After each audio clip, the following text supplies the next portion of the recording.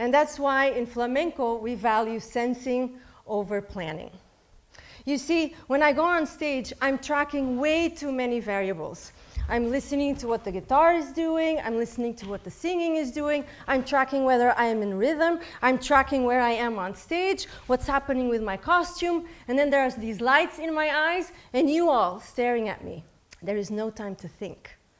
In fact, if I think, I'm not dancing. What's interesting is the less I think, the better I dance. So I looked for the research, and I found the work of David Eagleman. He's a neuroscientist that studies conscious thought. And what he discovered is this.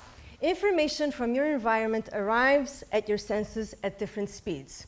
Then it travels to your brain at different speeds.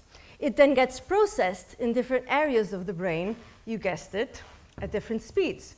But our brain is amazing, and it takes all the bits that it can, and it puts it together into this neat little package, and voila, you become aware, and you have a conscious thought.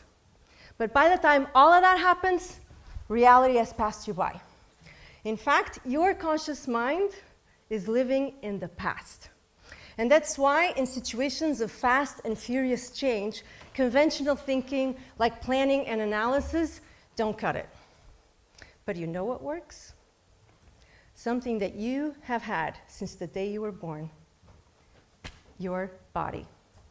Specifically, your motor system, the part of your nervous system that handles movement. And that part does not need to wait for all of the information to make decisions.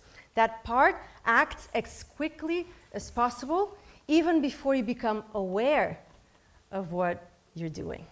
So I do have some choreographies for some of my dances, but I hold them as lightly as a snowflake.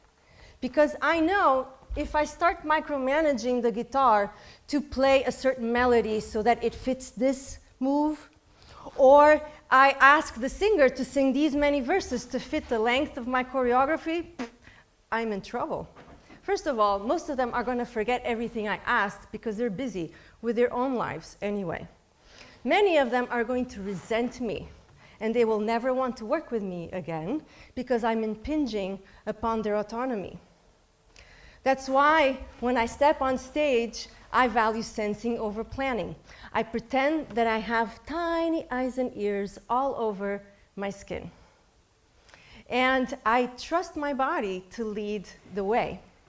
And I can do that because I have trained my body to be a rapid, intuitive thinker.